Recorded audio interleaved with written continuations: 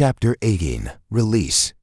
Jonas asked the next afternoon, "Do you ever think about release? Do you mean my own release, or just a general topic of release?" "Both." I guess I apologize. I should have been more precise. But I don't know exactly what I meant. Sit back up. No need to lie down while we're talking. Jonas, who had already been stretched out on the bed when the question came to his mind, sat back up. "I guess I do think about it, occasionally," the giver said.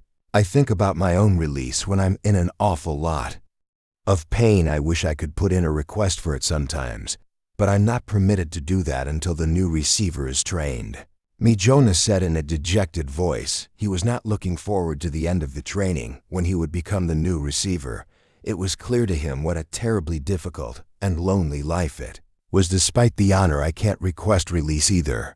Jonas pointed out it was in my rules. The giver laughed harshly. "I know that they hammered out those rules after the failure 10 years ago." Jonas had heard again and again, now reference to the previous failure, but he still did not know what had happened 10 years before. "Give up," he said. "Tell me. What happened, please?" The giver shrugged. "On the surface, it was quite simple. A receiver to be was selected. The way you were, the selection went smoothly enough. The ceremony was held, and the selection was made. The crowd cheat, as they did for you. The new receiver was puzzled and a little frightened, as you were. My parents told me was female." They given nodded. Jonas thought of his favorite female, Fiona, and shivered. He wouldn't want his gentle friend to suffer the way he had taken on the memories. "What was she like?" he asked the giver. The giver looked sad thinking about it. "She was a remarkable young woman, very self-possessed and serene, intelligent, eager to learn." He shook his head and drew a deep breath. "You know, Jonas, when she came to me in this room, when she presented herself to begin her training."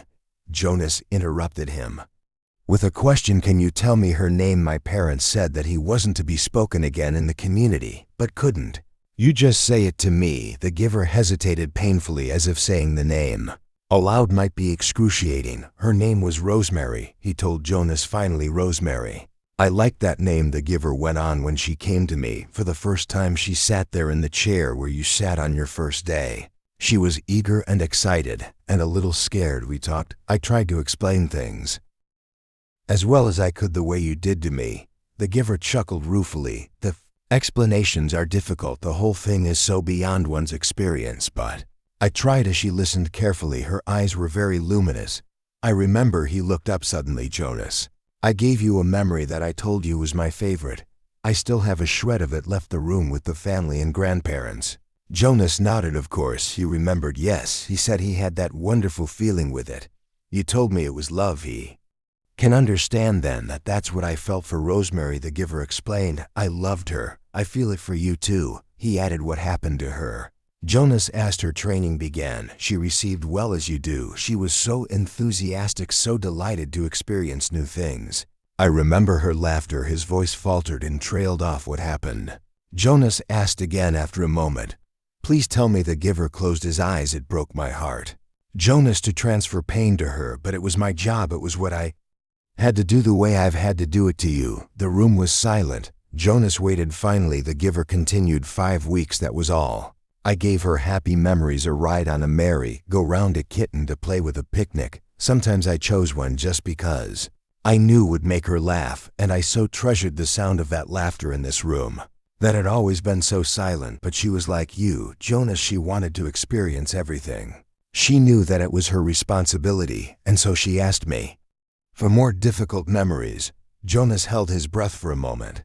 "You didn't give her war, did you not, after just 5 weeks? The giver shook his head and sighed. "No, and I didn't give her physical pain, but I gave her loneliness, and I gave her loss. I transferred a memory of a child taken from its parents. That was the first one." She appeared stunned at its end.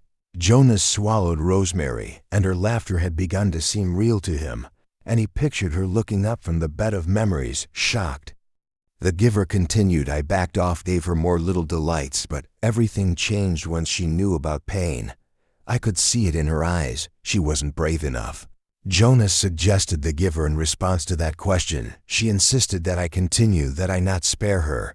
She said it was her duty, and I knew, of course, that she was correct. I couldn't bring myself to inflict physical pain on her, but I gave her anguish of many kinds, poverty and hunger and terror. I had to Jonas, it was my job, and she had been chosen. The giver looked at him imploringly.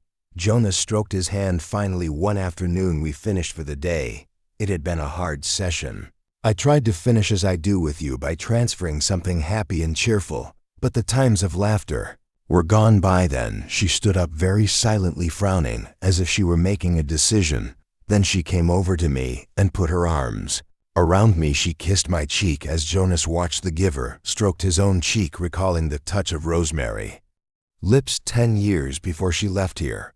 That day left this room and did not go back to her dwelling. I was notified by the speaker that she had gone directly to the chief elder and asked to be released, but it's against the rules.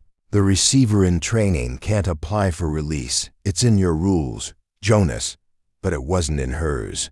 She asked for release and they had to give it to her. I never saw her again, so that was failure. Jonas thought it was obvious that it saddened the giver very deeply, but it didn't seem such a terrible thing after all, and he, Jonas, would never have done it, never have requested release, no matter how difficult his training became. The giver needed a successor, and he had been chosen. A thought occurred to Jonas. Rosemary had been released very early in her training. What if something happened to him, Jonas? They had a whole year's worth of memories.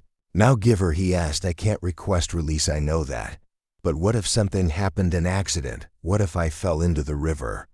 Like the little fool Caleb did? Well, that doesn't make sense because I'm a good swimmer, but what if I couldn't swim and fell into the river and was lost? Then there wouldn't be a new receiver, but he would already have given away an awful lot of important memories. So even though they would select a new receiver, the memories would be gone, except for the shreds that you have left of them.